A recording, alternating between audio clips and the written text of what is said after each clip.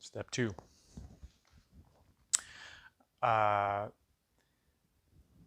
The other side of that is what's the shape or purpose or intention of the foot, and that directs how you're moving in the form and what your mechanics are like in the form. So in the Tai Chi form, you're not trying to push, like I'm not trying to push off of this back foot to move me into the front foot. Our style is very compact and constrained. It's a 50-50, 100-0 posture. I like where the center is balanced within that. And so the 50-50, which would be kind of roughly the center is balanced and neutral in the middle. 100-0, the center is loaded up into one limb where the center isn't connected to the other. The weight of the leg, you might have some weight into this leg, but the center is 100% connected to this foot. So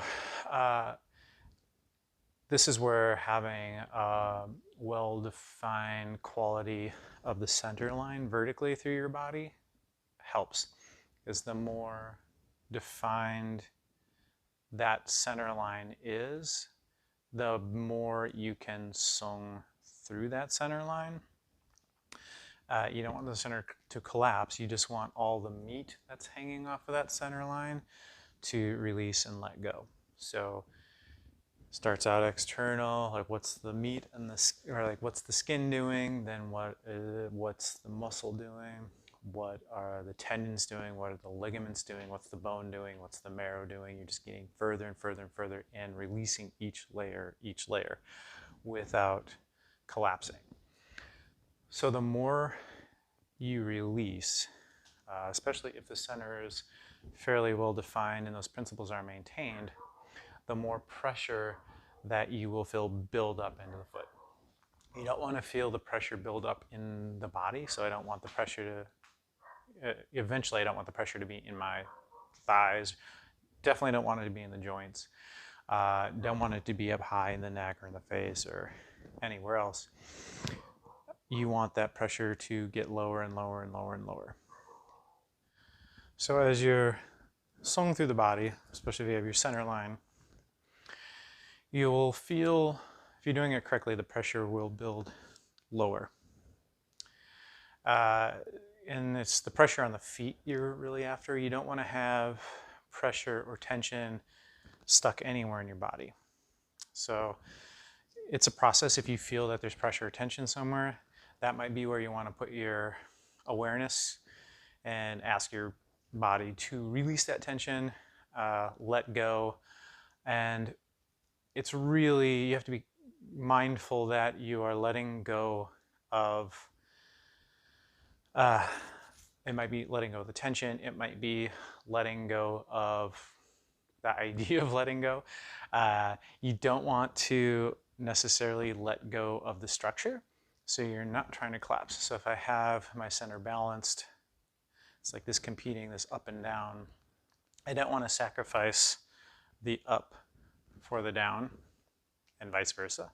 So I'm maintaining the upright qualities of the posture, center relaxed, and then I'm just working, dissolving all the way down.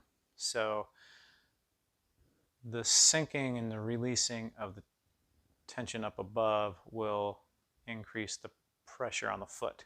So if I'm 100% here and everything's balanced and released, then all the pressure will be on the Yongchan point in this foot. On a single leg, I can get better at releasing. So like if I can increase that pressure by releasing, then I know that I wasn't completely in that center. Now it's building up more and more and more. Relaxed, letting go. If I lift this foot, I shouldn't shift or move.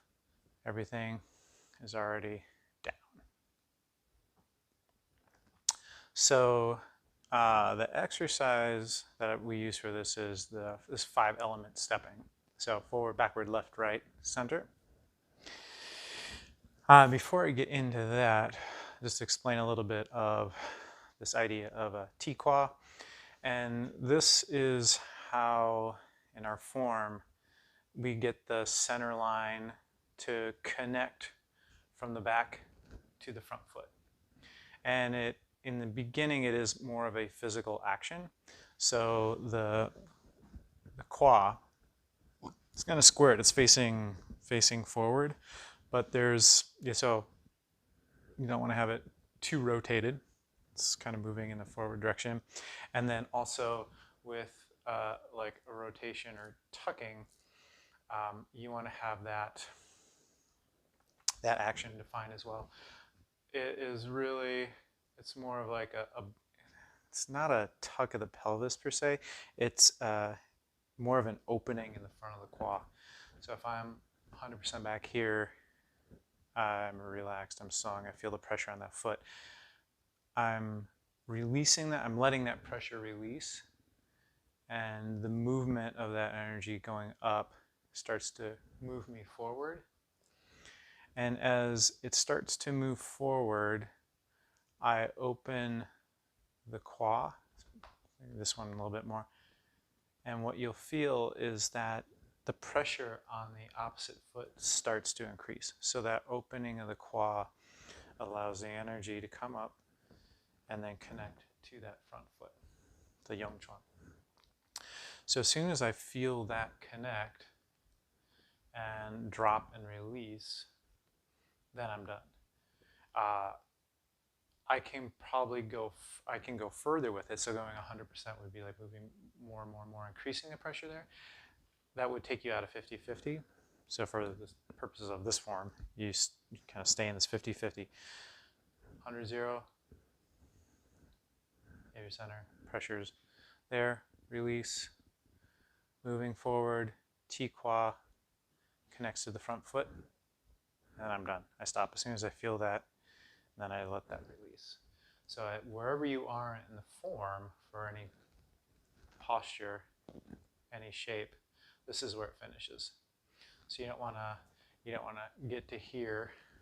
So like take brush knee, turn, arm floats forward, I release, connect. I don't want to keep going because then I've gone past. I've lost the coordination and proportion with it.